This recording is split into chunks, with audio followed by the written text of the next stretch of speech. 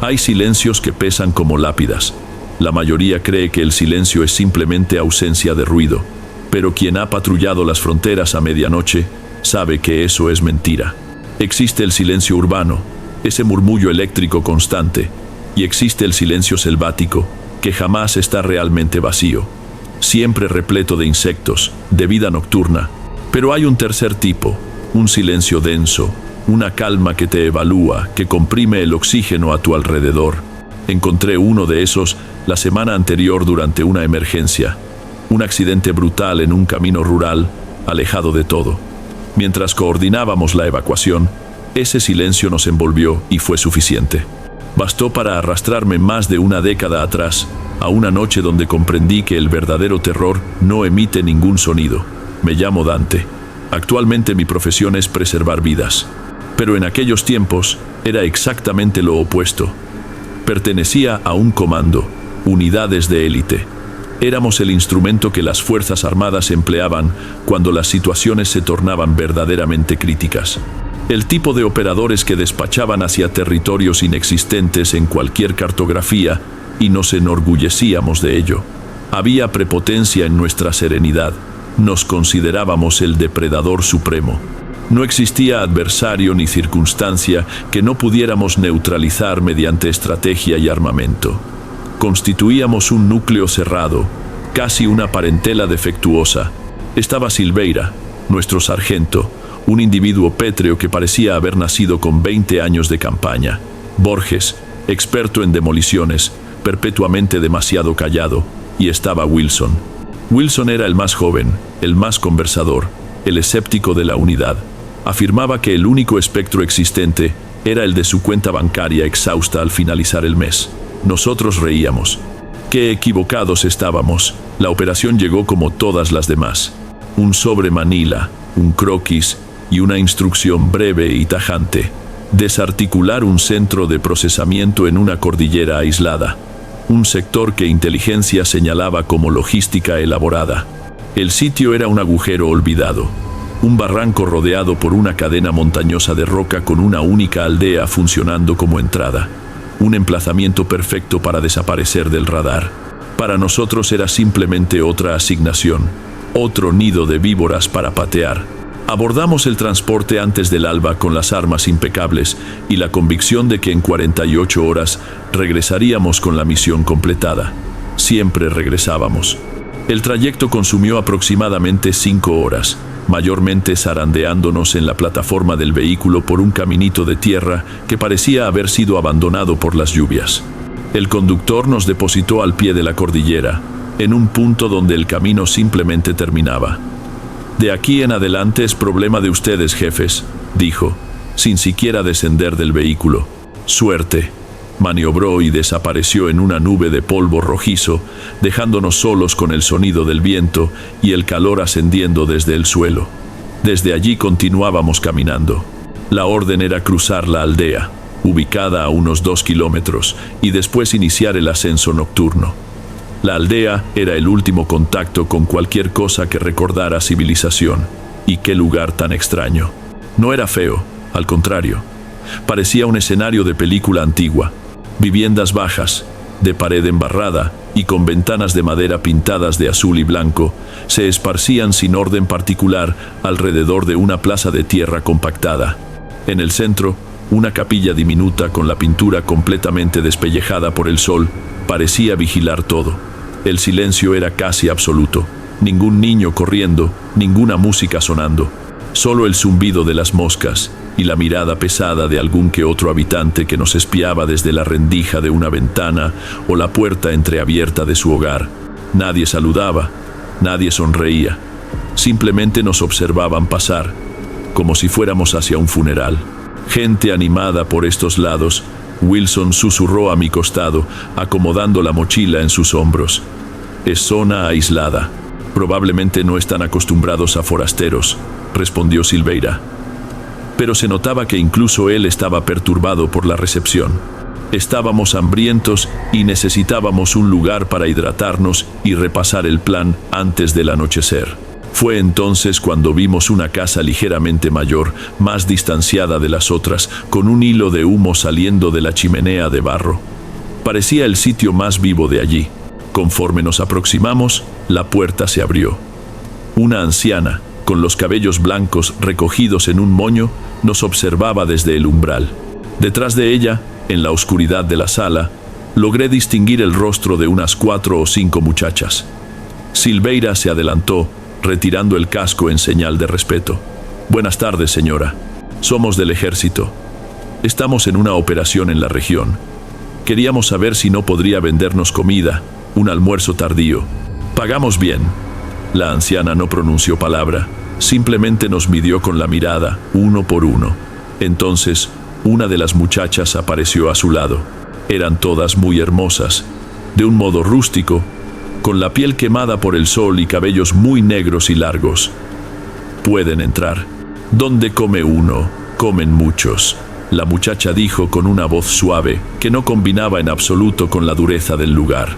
«La casa es humilde, pero hay lugar para todos».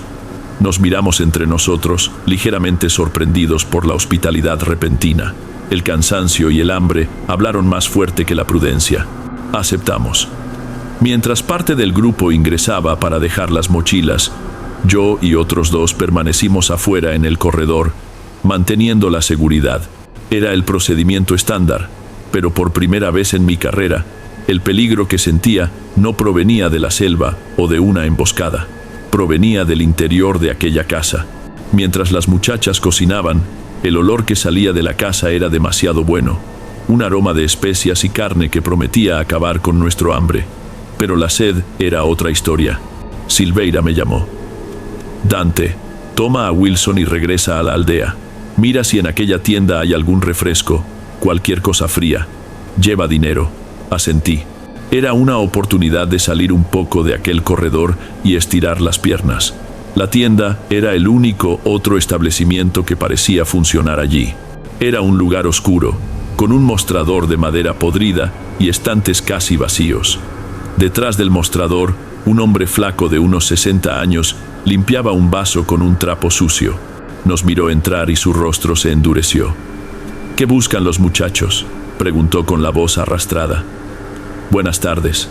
Queríamos unas botellas de refresco. ¿Tiene?». Wilson fue hablando, ya mirando los estantes.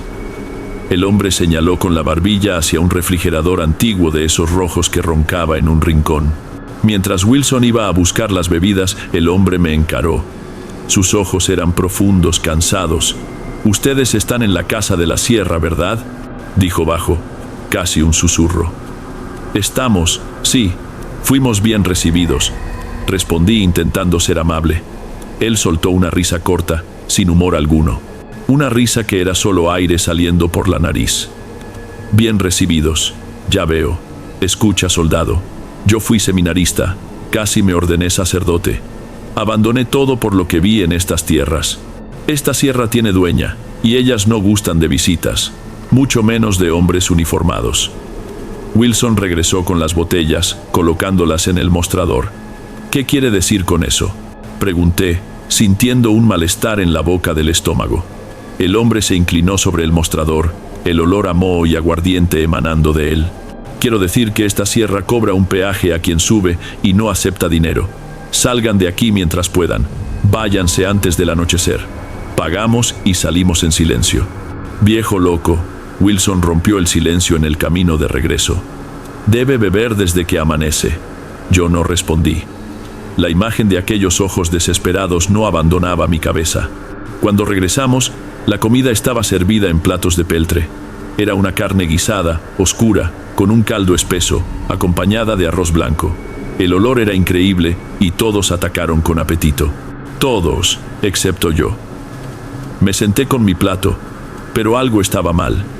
Las muchachas nos servían con sonrisas gentiles, pero sus ojos no sonreían. Nos acompañaban atentos a cada bocado, de una manera que parecía que iban a saltarnos encima. Observé la carne en mi plato. Los trozos eran grandes, tiernos, pero no lograba identificar qué era. No era res, ni cerdo, ni pollo, y no había un solo hueso, ninguno. Aquel pensamiento me revolvió el estómago. Empujé el plato hacia el lado, diciendo que no tenía hambre. Wilson se rió de mí con la boca llena. Él y los otros comieron todo. Repitieron el plato satisfechos y somnolientos. La trampa.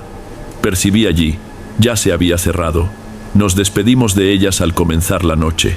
La anciana permaneció en la puerta, parada como una estatua, mientras una de las muchachas nos dijo con aquella voz mansa: «Tengan cuidado en la sierra. Hay mucha gente que sube, pero poca gente que baja». En el momento pareció solo un consejo de gente del interior. Hoy sé que fue una promesa. El ascenso fue difícil.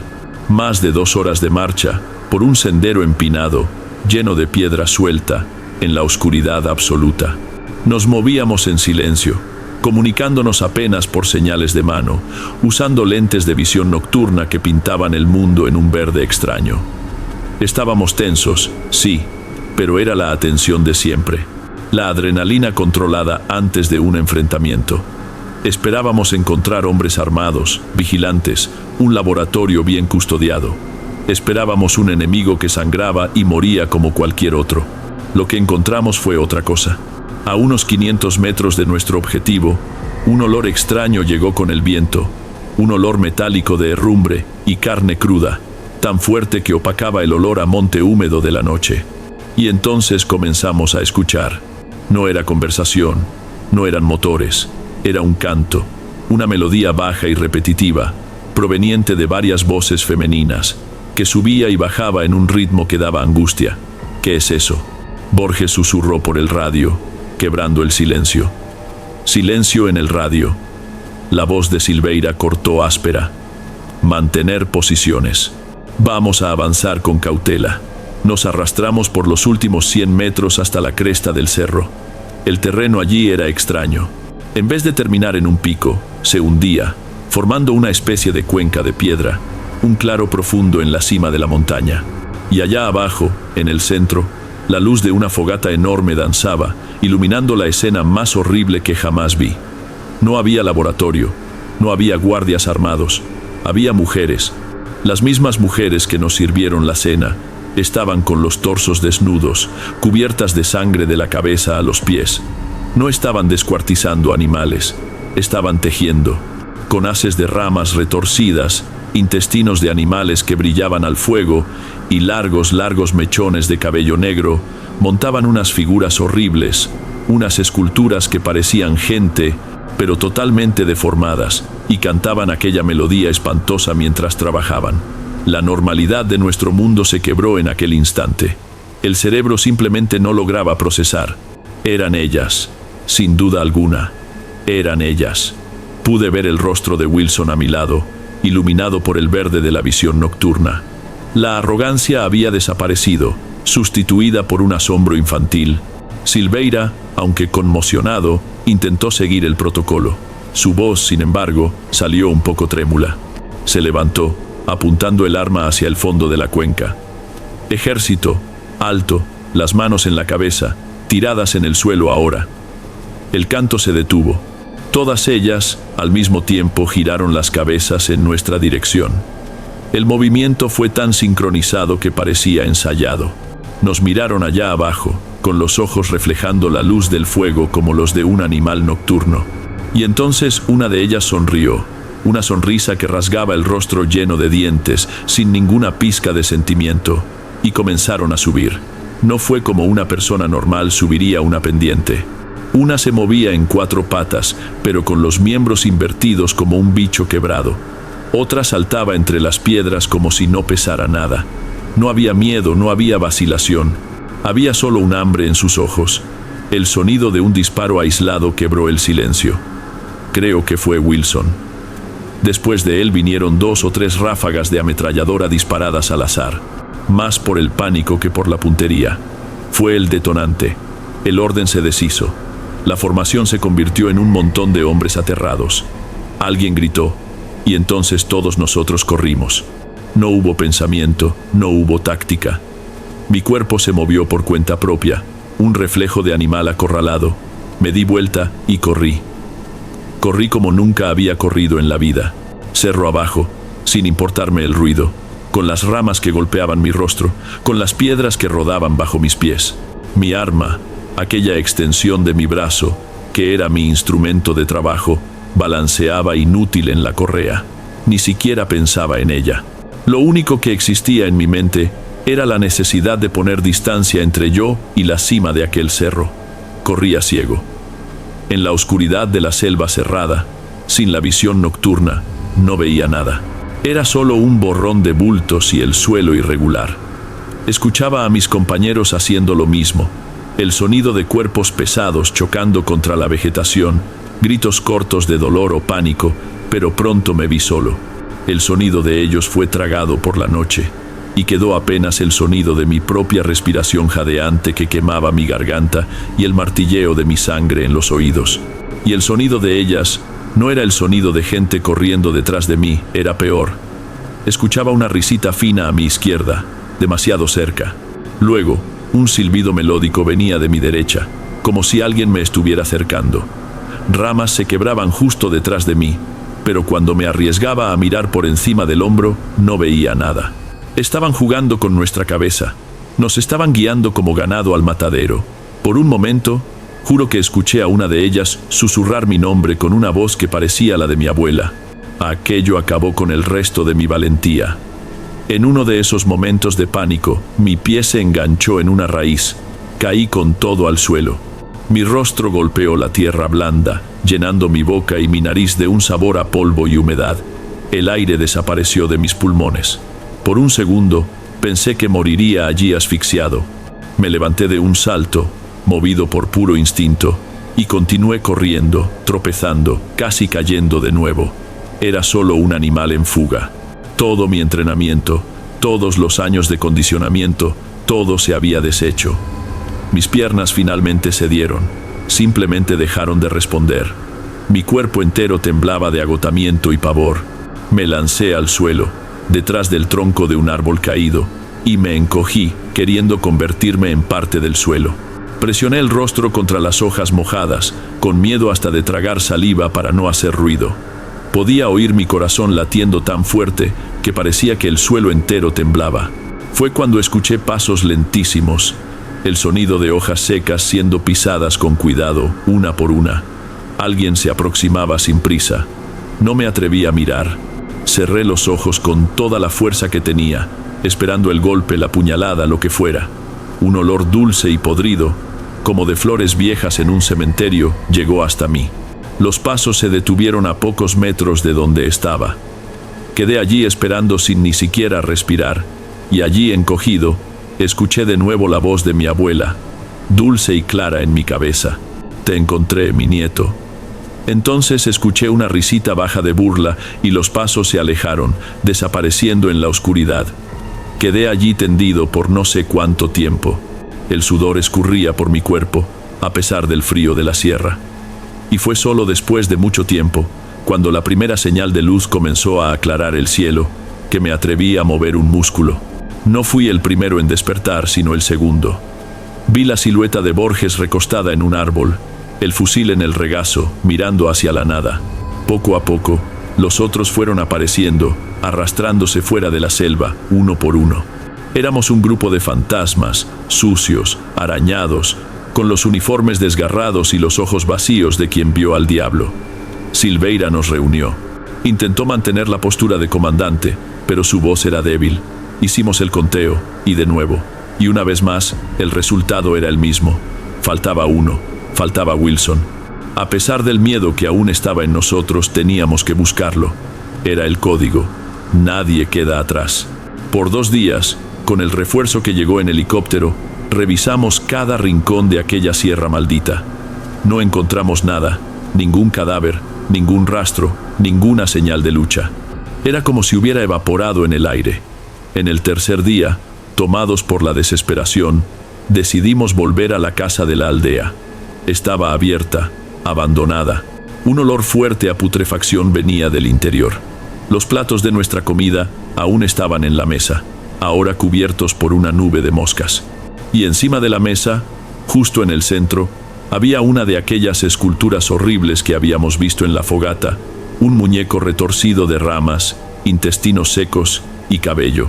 Colgando del cuello del muñeco, balanceándose suavemente en la corriente de aire que entraba por la puerta, estaba la plaqueta de identificación de Wilson. Fue el mensaje final de ellas, un trofeo. Era solo un borrón de bultos y el suelo irregular. Escuchaba a mis compañeros haciendo lo mismo, el sonido de cuerpos pesados chocando contra la vegetación, gritos cortos de dolor o pánico, pero pronto me vi solo. El sonido de ellos fue tragado por la noche, y quedó apenas el sonido de mi propia respiración jadeante que quemaba mi garganta y el martilleo de mi sangre en los oídos. Y el sonido de ellas no era el sonido de gente corriendo detrás de mí, era peor. Escuchaba una risita fina a mi izquierda, demasiado cerca. Luego, un silbido melódico venía de mi derecha, como si alguien me estuviera acercando. Ramas se quebraban justo detrás de mí, pero cuando me arriesgaba a mirar por encima del hombro, no veía nada. Estaban jugando con nuestra cabeza. Nos estaban guiando como ganado al matadero. Por un momento, juro que escuché a una de ellas susurrar mi nombre con una voz que parecía la de mi abuela. Aquello acabó con el resto de mi valentía.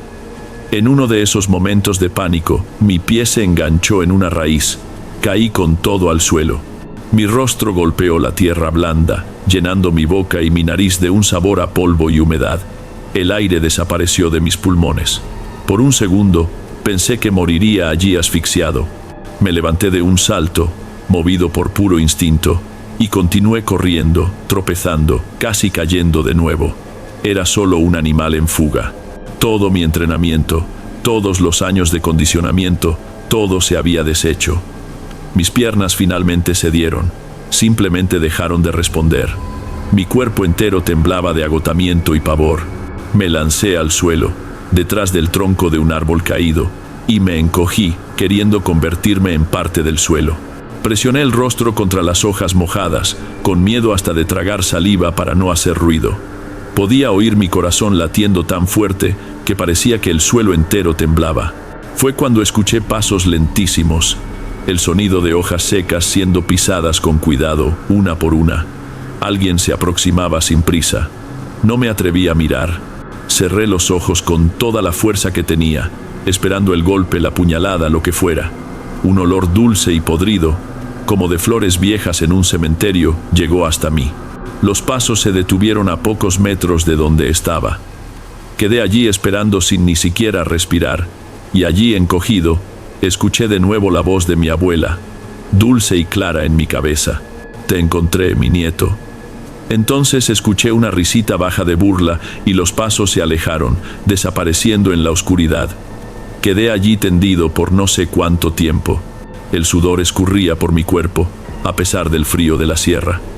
Y fue solo después de mucho tiempo, cuando la primera señal de luz comenzó a aclarar el cielo, que me atreví a mover un músculo. No fui el primero en despertar, sino el segundo. Vi la silueta de Borges recostada en un árbol, el fusil en el regazo, mirando hacia la nada. Poco a poco, los otros fueron apareciendo, arrastrándose fuera de la selva, uno por uno. Éramos un grupo de fantasmas, sucios, arañados, con los uniformes desgarrados y los ojos vacíos de quien vio al diablo. Silveira nos reunió. Intentó mantener la postura de comandante, pero su voz era débil. Hicimos el conteo, y de nuevo. Y una vez más, el resultado era el mismo. Faltaba uno, faltaba Wilson. A pesar del miedo que aún estaba en nosotros, teníamos que buscarlo. Era el código. Nadie queda atrás. Por 2 días, con el refuerzo que llegó en helicóptero, revisamos cada rincón de aquella sierra maldita. No encontramos nada, ningún cadáver, ningún rastro, ninguna señal de lucha. Era como si hubiera evaporado en el aire. En el tercer día, tomados por la desesperación, decidimos volver a la casa de la aldea. Estaba abierta, abandonada. Un olor fuerte a putrefacción venía del interior. Los platos de nuestra comida aún estaban en la mesa, ahora cubiertos por una nube de moscas. Y encima de la mesa, justo en el centro, había una de aquellas esculturas horribles que habíamos visto en la fogata, un muñeco retorcido de ramas, intestinos secos y cabello. Colgando del cuello del muñeco, balanceándose suavemente en la corriente de aire que entraba por la puerta, estaba la plaqueta de identificación de Wilson. Fue el mensaje final de ellas, un trofeo. Explicar lo que sucedió fue imposible. Nadie en el comando creería. Seríamos tachados de locos, cobardes o ambos. Entonces, la historia fue reescrita. En el reporte oficial, escribieron que el cabo Wilson, durante una operación nocturna en terreno hostil, había desertado, robado equipo y huido. Para su familia, dijeron que se había involucrado con gente equivocada y desaparecido. Una mancha en el honor de un buen soldado, una mentira cobarde para cerrar un archivo. Para nosotros, fue la última puñalada. Pedí la baja 6 meses después. No podía seguir haciendo aquello. La arrogancia, la certeza de que éramos los más fuertes, todo aquello había muerto en aquella sierra. A veces, en mi trabajo, cuando estoy en una carretera oscura como aquella de la semana pasada, con aquel silencio que tiene peso, me acuerdo de todo. Recuerdo que el mundo es mucho más antiguo y extraño de lo que imaginamos, y que existen enemigos que no pueden ser vencidos con un disparo. Aquella noche no me enseñó a luchar mejor, me enseñó lo que es ser una presa. Es una lección que nunca más olvidé.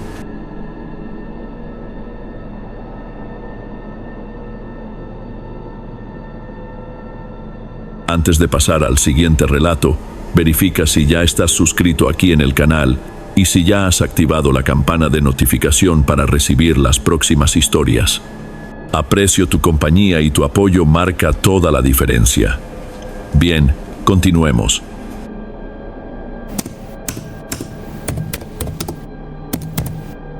Cada vivienda posee su carácter, su alma propia. Hay algunas que te reciben con calidez apenas cruzas el umbral, otras parecen indiferentes a tu presencia. Son simplemente muros y techo. La casa donde pasé mi niñez, una construcción colonial de 2 plantas en un barrio que conoció tiempos mejores, es distinta. Ella vigila, siempre ha vigilado.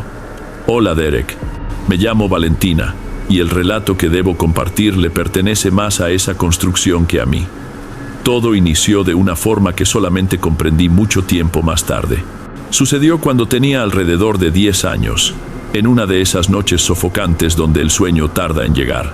Mi habitación se ubicaba en la planta alta, al final de un pasillo con suelo de madera vieja que siempre crujía. Compartía la habitación con mi hermana mayor, y esa noche ella ya dormía profundamente desde hacía rato. Yo permanecía dando vueltas de un costado al otro, hasta que en algún instante debí quedarme dormida. Lo que vino después no se sentía como un sueño.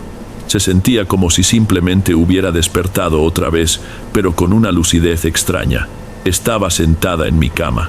La habitación se encontraba en esa penumbra medio azulada que la luz del alumbrado público proyecta hacia adentro, y la puerta que estaba segura de haber cerrado se hallaba entreabierta. Fue la sensación la que me alertó, esa impresión silenciosa de que hay alguien más despierto contigo. Me quedé inmóvil, solamente mirando la rendija de la puerta, esperando escuchar los pasos de mi padre o de mi madre yendo al sanitario. Pero el silencio persistió, un silencio que parecía tener densidad. Entonces, en la rendija, una forma se manifestó. Era un hombre alto, mucho más alto que mi padre, y podía verse su silueta contra la oscuridad del pasillo. Llevaba un abrigo largo oscuro y un sombrero de ala ancha del tipo que solo vemos en películas viejas. El rostro permanecía en las sombras, pero yo veía el cabello largo y negro cayendo sobre sus hombros. Él no se movió, simplemente permaneció ahí parado en el marco de la puerta mirándome. Yo no lograba ver sus ojos, pero sabía que me contemplaba fijamente, y de alguna manera que no sé explicar, yo sentía que sonreía. Una sonrisa que no producía sonido, que no movía ningún músculo, pero que existía. Después de un largo rato, él se dio vuelta lentamente y continuó por el pasillo, desvaneciéndose en la oscuridad. Lo más extraño es que no produjo ningún ruido. El suelo de madera no crujió. Desperté con el pecho oprimido, la respiración entrecortada. Lo primero que hice fue mirar hacia la puerta. Estaba entreabierta, exactamente como en el sueño. En esa edad, uno no nombra las cosas, solo las siente. Y lo que yo sentía era un rechazo a quedarme sola en la planta superior. Cualquier ruido del pasillo me dejaba completamente rígida bajo las sábanas. Inventaba excusas para bajar y permanecer cerca de mis padres hasta tarde, solo para posponer el momento de subir a la habitación. Con el tiempo, como todo en la infancia, el miedo fue disminuyendo. La vida continuó, la rutina fue borrando la memoria y el sueño se convirtió en solo eso. Una historia extraña que mi imaginación infantil había fabricado. Resulta que no era solo mía. Años más tarde, creo que fue en 2015, estábamos los cuatro, yo, mi hermana y mis padres, tirados en el sofá de la sala una tarde de domingo, viendo una de esas películas de acción con vampiros y cazadores de monstruos que siempre retransmiten en la televisión. En una de las escenas, apareció un personaje secundario, un hombre con un sombrero y un abrigo largo, medio sombrío. Yo comenté por encima sin pensar demasiado: «Qué curioso, ese se parece al hombre que soñé que se quedaba en nuestro pasillo». Mi padre ni siquiera apartó los ojos de la pantalla. «¿Qué hombre, Valentina? Tú y esas invenciones tuyas». Pero mi hermana a mi lado se quedó callada. Ella giró su rostro hacia mí, la expresión transformándose. «¿Cómo era?», preguntó con voz baja. Describí lo que recordaba: la estatura, el abrigo negro, la manera en que permanecía quieto en la puerta, la sensación de que sonreía sin tener boca visible. Con cada palabra veía su cara perder el color. Cuando terminé, ella completó casi en un murmullo: «Y el sombrero estaba medio torcido, ¿no es cierto?», como si estuviera aplastado de un costado. Mi estómago se revolvió.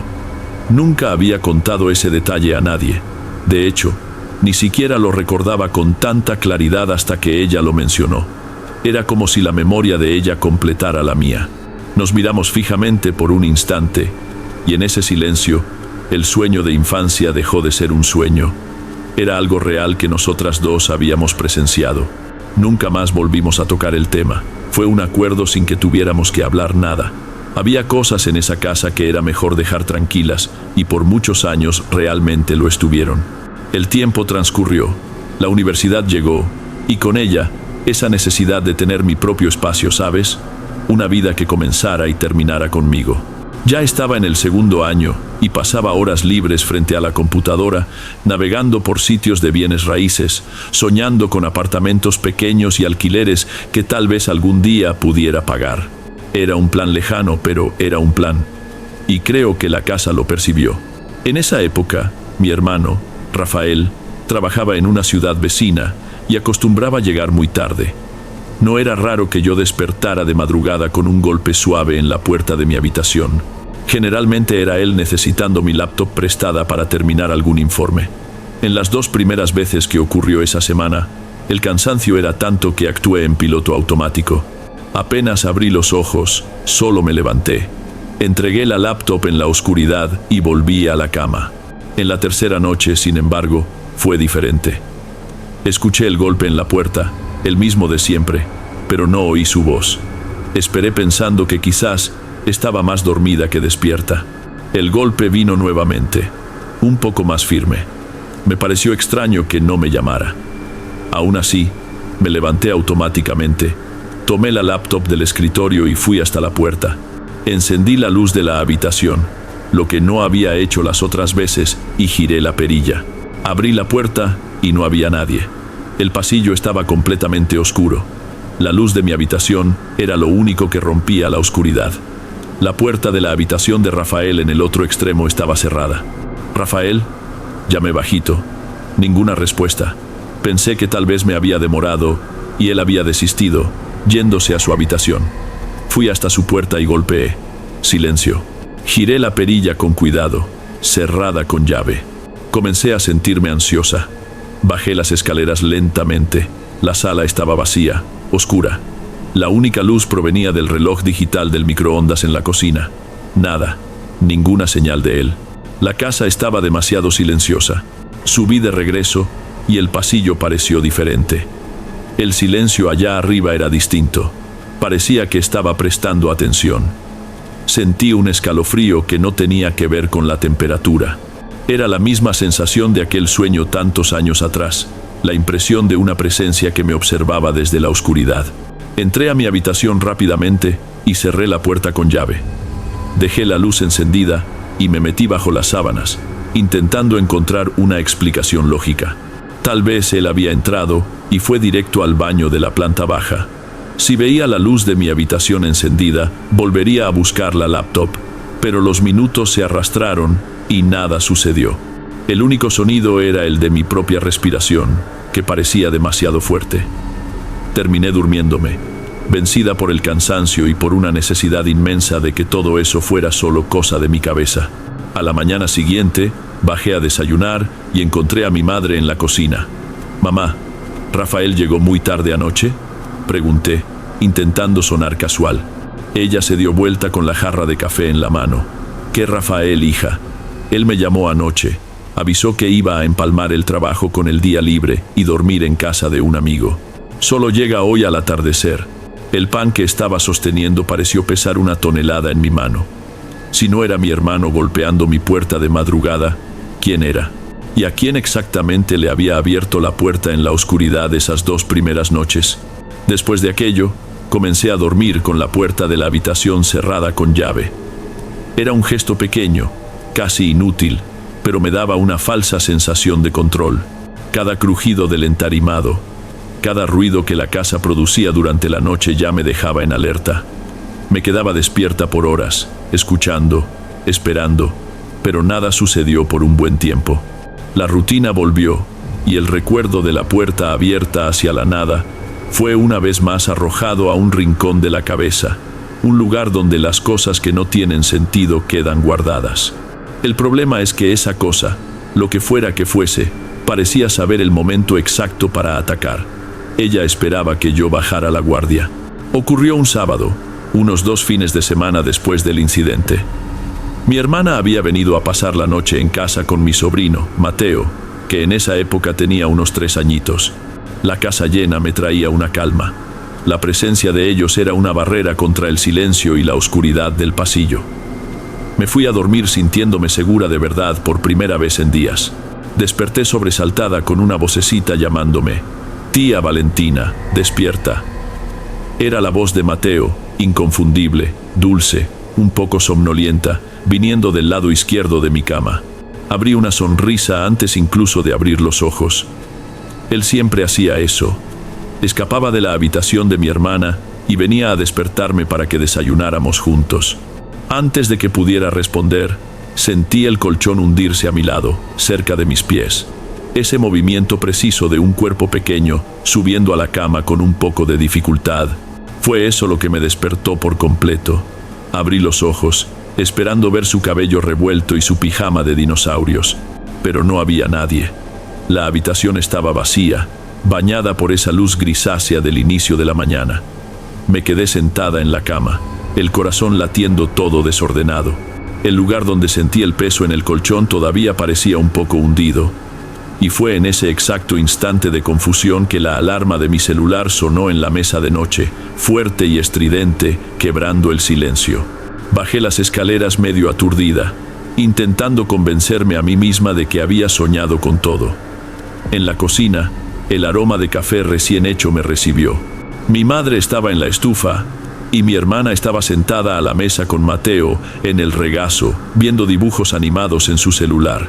«Buenos días, dormilona», dijo mi hermana sin quitar los ojos de la pantalla. Mateo ya estaba preparándose para la operación despertar a la tía Valentina. «Fuiste más rápida hoy». Me detuve en el marco de la puerta. «¿Cómo así?» Él no subió a mi habitación hace un momento. Mi hermana finalmente me miró, la frente fruncida.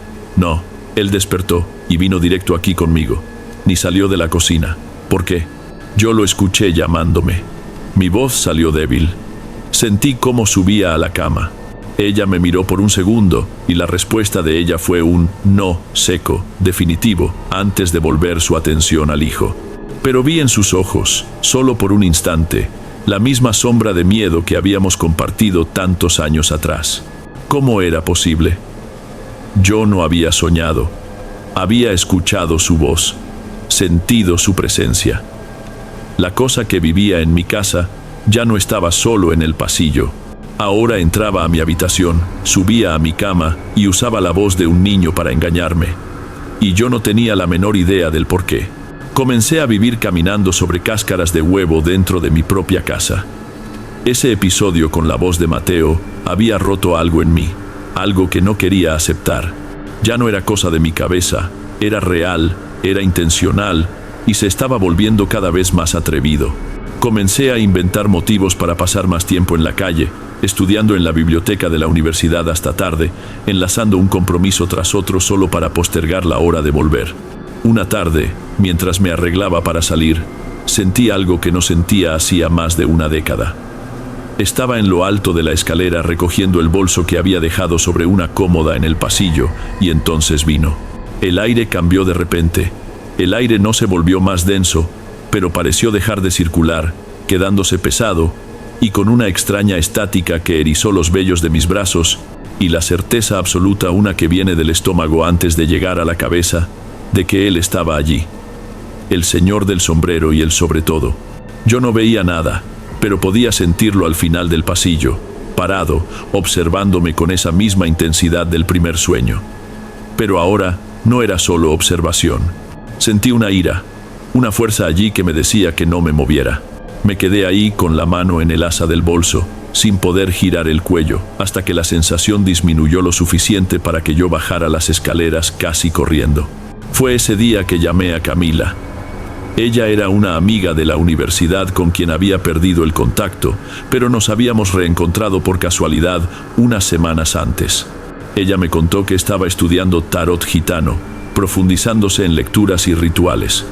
Yo siempre tuve curiosidad por esas cosas, y en aquel momento estaba más desesperada que curiosa. Ella vino a mi casa al día siguiente. Nos quedamos en la sala de estar que queda justo debajo del pasillo de la planta superior. Ella abrió su paño de terciopelo, extendió las cartas y comenzó la lectura. Habló de mi carrera, de algunas ansiedades mías, cosas normales. Cuando terminó, intenté hacer una broma para romper mi propia tensión. Lo bueno es que no apareció ningún fantasma viviendo en la casa, ¿no?, dije forzando una risa. Camila no rió. Ella lentamente juntó las cartas sin quitar los ojos de ellas. Luego levantó el rostro y miró hacia el techo en dirección al pasillo allá arriba. En realidad sí apareció, Valentina. Su voz se puso seria. Las cartas apuntan con mucha fuerza hacia una presencia masculina aquí. Un hombre alto, muestran un sombrero, un abrigo largo. Él permanece la mayor parte del tiempo allá arriba, en el pasillo. Me quedé sin aire. ¿Cómo podía saberlo? Él está muy enojado, continuó ahora mirándome directamente. Lo mataron aquí en este terreno hace mucho tiempo. Él no los culpa a ustedes, sabe que no tienen nada que ver con eso. Pero la rabia y la forma en que murió lo atraparon aquí. Él no puede ni quiere dejar lo que todavía considera suyo. Hizo una pausa, organizando los pensamientos. Solo que hay algo diferente, Valentina. La energía de él cambió recientemente. Está enfocada en ti. No sé decir por qué. Quizás algo en tu energía le recuerda a alguien, o tal vez simplemente se apegó a tu presencia constante a lo largo de los años. El hecho es que las cartas mostraron tu deseo de irte, de mudarte. Él percibió eso y no le gustó. Cada palabra de ella me hacía un nudo en el estómago, conectando todos los puntos, el tiempo, los ataques. Él no puede herirte de verdad.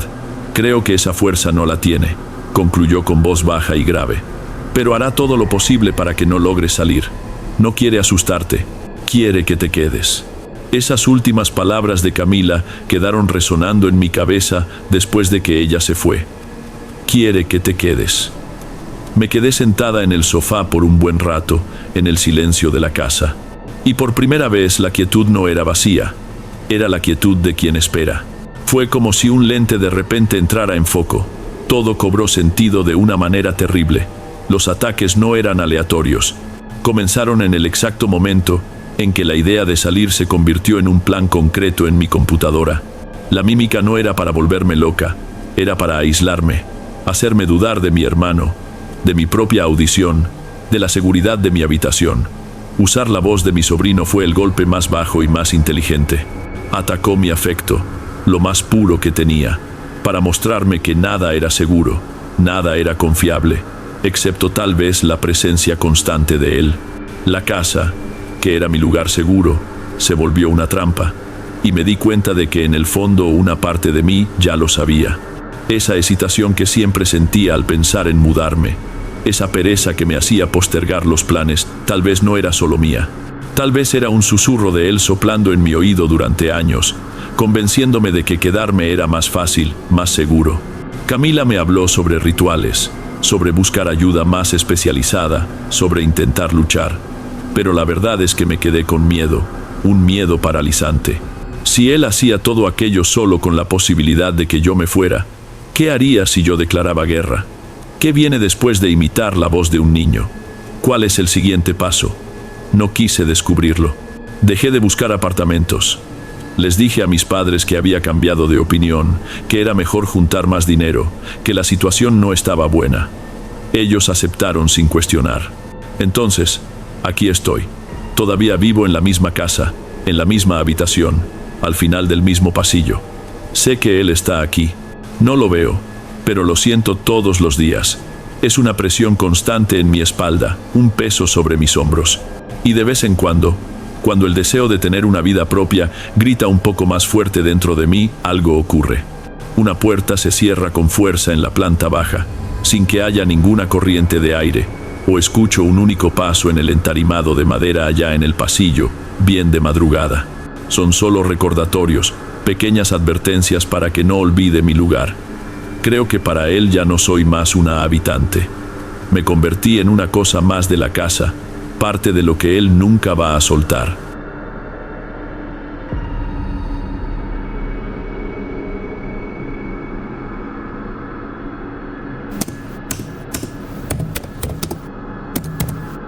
Hola Derek, me llamo Santiago. En aquella época, mi madre había conseguido un empleo fuera y yo fui a pasar una temporada con mi tía Rosario. Su casa quedaba a menos de 40 minutos de la ciudad grande, pero parecía otro mundo. Después de salir del pavimento, era solo camino de tierra con ese monte alto de ambos lados que parecía un túnel sin fin. La finca de ella era lo opuesto al silencio. Había un ruido bueno, un ruido de vida. Cerdos gruñendo en el corral, el ladrido del perro cuando pasaba un carro en el camino y principalmente el sonido de las gallinas. Eran decenas de ellas, picoteando sueltas por el terreno todo el día. Al principio, yo las veía todas iguales, pero mi tía conocía cada una por su nombre. Para mí, aquello era un misterio. Con el tiempo, yo también empecé a diferenciar una de otra, a reconocer la más ruidosa, la que siempre se alejaba del grupo. Mi tía Rosario era una mujer pequeña pero fuerte, de una manera que se podía sentir desde lejos. Ella decía que para vivir allí era necesario ser así, porque aquella tierra tenía memoria y no le gustaba la gente débil. Tenía las manos ásperas de quien despierta antes del sol y solo para cuando se pone. Su rutina era un reloj. Tomábamos café cargado con el pan del día anterior y después ella ya salía a cuidar la huerta y los animales. Yo me quedaba con las tareas más ligeras. La vida allí era simple, repetitiva y, para ser honesto, era segura. Era un mundo que tenía sentido. Todo comenzó un martes. Lo recuerdo bien, porque era el día que el camión del gas pasaba tocando bocina y su sonido siempre me despertaba antes del despertador. Pero esa mañana no escuché nada, ni el camión ni las gallinas. Fue esa ausencia la que me hizo levantar la cabeza de la almohada. Un silencio extraño, vacío. Cuando llegué a la cocina, mi tía Rosario ya estaba de pie, mirando por la ventana que daba al patio, con la taza de café detenida a mitad de camino hacia la boca. Ella no dijo nada, solo hizo una señal con la cabeza. Allá afuera, cerca del gallinero, estaban ellas, 6 gallinas nuevas. Eran completamente negras, de un negro mate que parecía no reflejar la luz. No picoteaban, no hacían ruido. Estaban quietas, organizadas en un semicírculo, como si esperaran algo. Peor aún, cerca de ellas, una de las nuestras, la pintada, estaba tirada en el suelo con el cuello doblado de una manera rara. La primera pregunta que nos hicimos fue, ¿cómo entraron? El gallinero se cerraba con candado todas las noches. No era exageración. De vez en cuando aparecía algún perro salvaje y había gente en la región que no tenía problema en saltar una cerca para robar crías. No había forma de que hubieran entrado ni salido. La reacción de mi tía fue la de siempre: resolver. Dejó la taza en el fregadero y salió para afuera decidida, sin siquiera calzarse las botas. Yo fui detrás, medio metro detrás de ella. «Salgan de aquí, malditas», dijo. aplaudiendo. Las gallinas normales se habrían asustado. Estas ni se movieron. Solo levantaron la cabeza todas al mismo tiempo y nos miraron fijamente con esos ojos pequeños y redondos que no parecían de animal. Rosario no era mujer de retroceder. Fue hacia adelante, intentando espantar una de ellas con el pie. La gallina esquivó con una velocidad extraña y soltó un graznido seco, feo, que no parecía de ave. Las otras hicieron lo mismo, volando bajo y creando una confusión silenciosa. Mi tía finalmente logró agarrar una de ellas por las alas y fue ahí cuando todo cambió. Ella soltó la gallina en el mismo instante, emitiendo un sonido ahogado, y retrocedió, sacudiendo la mano. «¿Qué pasó, tía?», pregunté acercándome. Me dio un choque. Habló con la voz fallando, mirando su propia mano, como si no la reconociera. Un adormecimiento que subió por el brazo, hormigueando por dentro, como un cosquilleo eléctrico.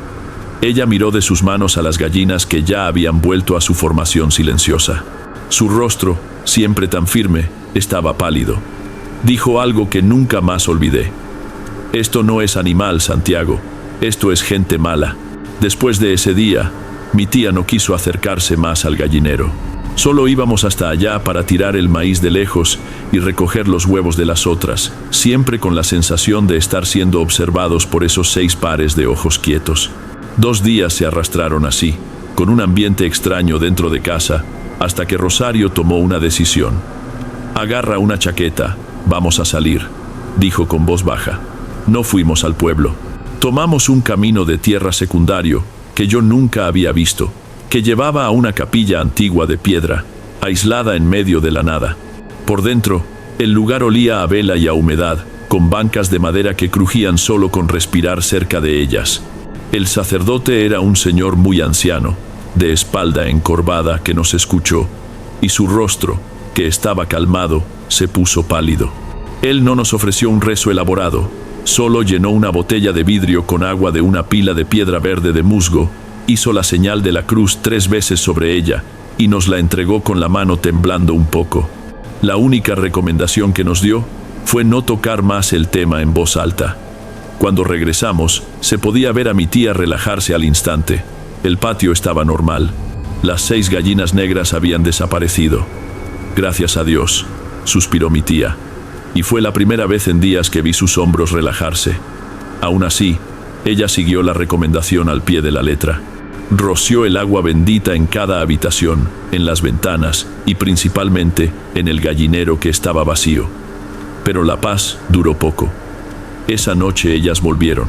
Nadie escuchó nada, ningún ruido en la puerta del gallinero, ningún graznido. Pero cuando mi tía miró por la ventana antes de dormir, ellas estaban ahí, en el mismo lugar de antes, inmóviles bajo la luz débil de la luna. Esa noche, nadie durmió bien. Yo daba vueltas en la cama y escuchaba los pasos cortos de mi tía por la casa. Cerca de las 3 de la mañana, la sed me venció. Me levanté y fui hasta la cocina a tomar agua del filtro de barro. La luz del corredor era suficiente para ver su silueta, sentada en la silla, mirando a la nada. Mientras yo llenaba el vaso, intentando hacer ruido, una voz habló dentro de la cocina. No fue un grito, ni un susurro. Fue una voz clara, tranquila, como si la persona estuviera parada justo detrás de mi tía. «Solo nos estamos escondiendo. No necesitan preocuparse. En 13 días nos iremos». El vaso de vidrio se resbaló de mi mano y se estrelló en el piso. Pero ni yo ni mi tía nos movimos.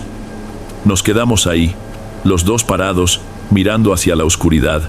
Mi abuela solía decir que con ciertas cosas no se negocia, no se escucha, no se responde, que el silencio para ellos muchas veces suena como un sí. Y en aquella cocina fría, nosotros no dijimos ni pío. Ese pacto silencioso en la cocina fue el comienzo del fin. Los 13 días que siguieron fueron como ver algo bueno descomponerse poco a poco, perdiendo el color, la vida, hasta que solo quedara una mancha grisácea. La casa comenzó a enfermarse. Primero vino el olor, salía de la nevera, un olor ácido que recordaba carne podrida, pero con algo más, algo quemado por debajo. Limpiamos, sacamos todo de adentro, pero el olor continuaba ahí, impregnado en el metal. La lucecita de adentro empezó a parpadear y al tercer día ya no encendió más. Después fue el televisor de la sala. Una noche se encendió solo de madrugada. No era un canal, era solo esa estática granulada, con un zumbido agudo que parecía entrar por el oído y raspar el cerebro. Mi tía arrancó el aparato del enchufe. Al día siguiente, ella intentó llamar a mi madre del teléfono fijo, pero la línea estaba completamente muda. «Debe ser la tormenta de ayer», se dijo a sí misma. Pero ambos sabíamos que no había llovido. En la noche siguiente, escuchamos el zumbido otra vez, más bajo, viniendo del aparato desenchufado. Los animales lo sintieron antes que nosotros. El perro, que siempre fue una alarma para cualquier cosa que se moviera en el monte, dejó de ladrar.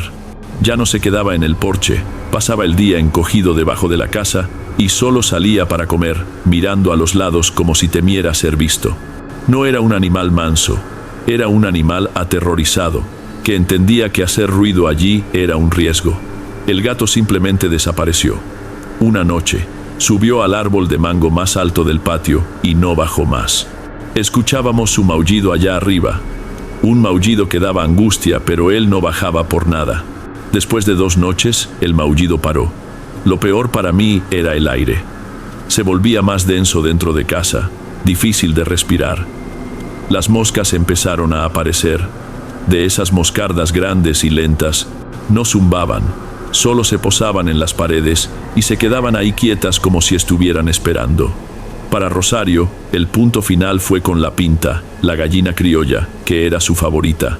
Pinta siempre fue la primera en venir a comer de la mano de mi tía, pero en el 10º día del conteo, ella cambió. Empezó a andar con las otras, las negras. La forma de moverse era la misma, la mirada era la misma, vacía. Una tarde, mi tía intentó llamarla, extendiendo la mano con un poco de maíz quebrado. La Pinta se acercó, pero en vez de picotear la comida, dio un picotazo fuerte en la mano de mi tía, con una agresividad que nunca tuvo, y después se alejó, volviendo al grupo silencioso. Esa noche, oí a mi tía llorando en su habitación. No era un llanto de tristeza, era un llanto de rabia de quien fue robado dentro de su propia casa, de quien vio algo suyo ser corrompido hasta no tener más vuelta atrás. Supe ahí que los 13 días no llegarían a su fin. Más tarde, esa misma madrugada, un crujido en el piso me hizo abrir los ojos. Vi una rendija de luz viniendo de la cocina y me asomé. Mi tía estaba sentada a la mesa en silencio, solo mirando el rosario que yo le había regalado enrollado en sus dedos. Después de un largo tiempo, lo desenrolló, besó la cruz y lo guardó en una cajita de madera sobre el armario, con una firmeza que no veía hacía días. En la mañana del día 11, Rosario despertó diferente. Ya no había llanto ni rabia en su rostro. Había una calma aterradora, una calma de quien ya había decidido qué hacer. Ella no dijo nada, solo se calzó las botas, tomó la bolsa de lona que usaba para ir a la tienda y salió. Volvió 1 hora después con un bidón de queroseno. «Es para limpiar unas herramientas viejas, se están oxidando», mintió sin mirarme a los ojos. Yo sabía que era mentira. Ambos sabíamos que el plazo de 13 días había sido cancelado. Ella no iba a esperar más. Cuando el sol empezó a bajar, pintando el cielo de un naranja extraño, ella fue hasta el cuartito del fondo y volvió con el bidón. Me quedé parado en la puerta de la cocina, observando. No podía moverme ni hablar. Era como ver una desgracia sucediendo frente a ti, sabiendo que yo solo podía quedarme ahí mirando. Ella caminó despacio hasta el gallinero. Las gallinas, las buenas y las malas, ya estaban todas allá adentro, recogidas para la noche. Rosario no dudó. Abrió el bidón y empezó a verter el líquido por las paredes de madera, por el piso de tierra apisonada, en la puerta. El olor fuerte del queroseno se esparció por el aire, matando todos los demás olores de la finca. Terminó el trabajo en silencio. Dio unos pasos hacia atrás. Sacó una caja de fósforos del bolsillo del pantalón. El primer fósforo que encendió se apagó con el viento. El segundo, sin embargo, prendió. La llama pequeña bailó por un segundo en la punta del fósforo y ella lo lanzó. El fuego subió de una vez, con todo prendiendo la madera seca. Las llamas eran altas y anaranjadas y el calor llegó hasta donde yo estaba. El gallinero entero se convirtió en una hoguera en cuestión de segundos y, en medio del ruido del fuego crepitando y consumiendo la estructura, algo me marcó para siempre: el silencio que venía de adentro. No hubo un solo graznido, ningún sonido de animal debatiéndose, ningún pánico, nada. Solo el ruido del fuego. Era como si el fuego estuviera quemando una casa vacía. Quemó todo. Cuando el fuego finalmente bajó, horas después, solo quedaba un cuadrado de cenizas y brasas humeantes en el suelo y un olor. No era olor a humo, ni a madera quemada. Era un olor ácido, un olor a putrefacción que el fuego no quitó. Al día siguiente, el aire estaba quieto. El olor a podrido todavía flotaba sobre la finca. Fue a media tarde que ellas llegaron. 2 mujeres entraron por el portón del frente, como si fueran viejas conocidas, caminando sin prisa. Ellas no miraron hacia la casa, ni hacia nosotros. Fueron directo hasta lo que quedó del gallinero. Se detuvieron frente al montón de cenizas y por un instante inclinaron la cabeza como si estuvieran rindiendo un homenaje. Entonces, la más alta de las 2 se volteó y miró directamente a mi tía, que estaba parada en el porche. Una sonrisa fina, sin vida, apareció en su rostro. «Nos vemos en el infierno, Rosario», dijo con la misma voz tranquila de la cocina. Después, las 2 dieron la espalda y se fueron por el mismo camino que vinieron. 2 semanas después, mi madre llegó a buscarme. El plan era que ella pasara unos días, pero bastó una noche para que sintiera que el lugar estaba mal. Ella dijo que la casa parecía estar enferma. Mi tía contó todo sin omitir nada, y mi madre, que siempre creyó en estas cosas, decidió que nos iríamos al día siguiente. En la despedida, prometimos que mandaríamos a buscarla apenas nos estableciéramos. Rosario solo negó con la cabeza. «Esta es mi casa, de aquí no salgo», fue lo último que me dijo. Los años pasaron. Con el tiempo fuimos perdiendo el contacto. Las llamadas se volvieron raras, hasta que la distancia aumentó 20 años. Volví a la ciudad por trabajo, y el último día decidí ir hasta la finca. Una necesidad tonta de ver el lugar, no sé, pero me perdí. El pavimento había comido casi todo el camino de tierra, y condominios de muros altos habían brotado donde antes solo había monte. Rondé por casi una hora hasta reconocer un árbol antiguo. La casa de mi tía debería estar ahí, pero no estaba. El terreno era un gran lote baldío, cercado por tablas de metal oxidado. Encontré una rendija y miré adentro. Donde quedaba la casa, la huerta, el patio, ahora había un hoyo. No era una pendiente, ni un cráter de erosión. Era un círculo casi perfecto en la tierra. Un hoyo tan negro que no se podía ver el fondo.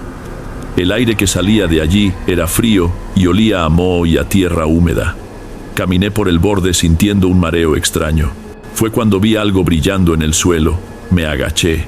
Era el rosario que yo mismo le había regalado de cumpleaños, años antes de que todo sucediera, con las cuentas de vidrio medio opacas por la tierra. Fue la tierra que se la tragó. Una voz arrastrada dijo detrás de mí. Era una señora mirándome desde la ventana de la casa vecina. Sucedió hace unos 17 años. Una noche, la tierra tembló y la casa desapareció. El hoyo apareció al día siguiente. Continuó con voz baja, como quien cuenta un secreto prohibido. Dicen que de vez en cuando, de noche, se puede oírla gritar allá abajo, gritando que tiene frío, pidiendo salir. Los bomberos vinieron, bajaron con cuerdas. Dijeron que no tiene fondo, pero que encontraron un espacio hueco allá abajo. Había unas cadenas colgando de la tierra y unos sacos negros amarrados. Nadie quiso tocarlos, se encogió de hombros. Después cercaron y lo dejaron así. La gente olvida. Me quedé ahí mirando el abismo con el rosario helado en la mano. La gente olvida, pero yo no. Yo fui testigo y sé que aquello no fue la tierra que se la tragó, fue una deuda siendo cobrada.